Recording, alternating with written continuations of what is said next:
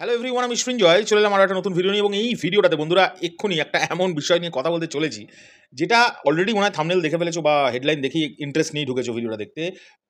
তুফানের OTT release month মানে মাস, সেইটার একটা আঁচ পাওয়া যাচ্ছে। এবং সেই জিনিসটা মানে এই বিষয়টাকে নিয়ে আলোচনাটা মেনলি করেছে বিএমআর, মানে বাংলা মুভি রিভিউ যে চ্যানেলটি আছে, যার যে ফেসবুক পেজটি থেকে আমরা অনেক সময় প্রচুর এক্সক্লুসিভ আপডেট কিন্তু পাই। তো যাই হোক, সেখানে তারা লিখছে, একটা অনেক বড় করে লিখেছে, কিন্তু আমি তোমাদের যতটা পারছি পড়ে শোনাচ্ছি। এবং তারপরে আমি যেটা আসল কথা, কবে রিলিজ করছে, কবে রিলিজ করতে পারে, কোন মাসে, সেটা নিয়েও কথা বলবো। তো এখানে তারা এক্স্যাক্টলি একটা অনেক বড় লেখা লিখেছে, আমি পুরোটা পড়ে নিয়ে তোমাদেরকে বলে দিচ্ছি।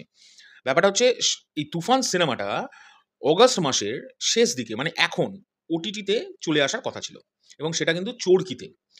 আমি জানি না এসবিএফ এর নাম কেন লেখা নেই, কারণ আমি একটা ইন্টারভিউ নিজের চোখে দেখেছিলাম, যেখানে ৩ জন প্রোডিউসারই বসেছিলেন এবং সাংবাদিক জিজ্ঞেস করছিলেন এই বিষয়টাকে নিয়ে। তখন তাদের মধ্যে থেকে মহেন্দ্র সোনি, মনিব দা বলছিলেন ইন্টারভিউতে যে, তুফান সিনেমাটা শুধুমাত্র চরকিতেই আসবে তা নয়, এটা হইচইয়েও দেখা যাবে। কারণ এসবিএফ এর সঙ্গে কোলাবোরেটেড কিন্তু হইচই। তো এটা হইচইয়েও দেখা যাবে, এবং হইচই বাংলাদেশ তো আছেই। তো সেখানে দেখা যাবে। তো এখানে কিন্তু সেইটা সম্পর্কে কিচ্ছু তারা লেখেনি বিএমআর।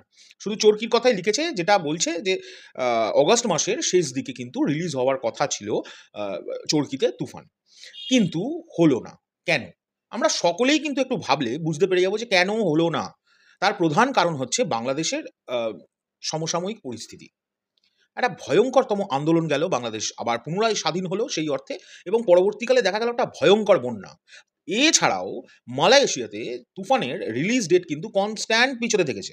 আমার যদ্দূর মনে পড়ছে, আমি ৩ বার মনে হয় ৩ থেকে ৪ বার মনে হয় মালয়েশিয়ার ডেট কিন্তু মানে পিছিয়েছে, মালয়েশিয়াতে রিলিজের ডেট।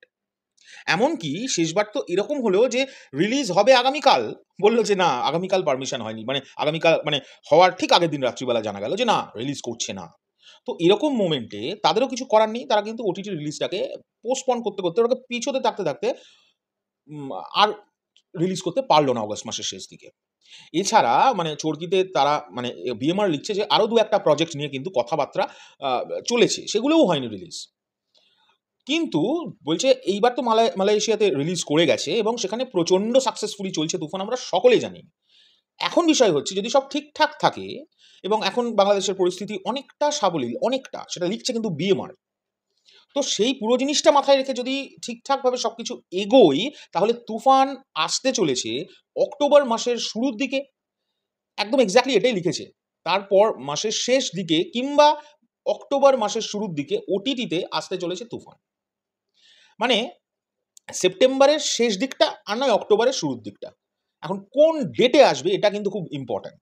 সেইটা যখন জানতে পারবো তোমাদের সঙ্গে সেটা নিয়ে আলোচনা করব। এখনকার জন্য চললাম, পরবর্তী ভিডিও নিয়ে খুব শিগগিরই দেখা হবে। তবে তুফানের এই যে একটা অসাধারণ আপডেট আমার কাছে এলো বিএমআর এর তরফ থেকে, তার জন্য তাদেরকে অনেক ধন্যবাদ।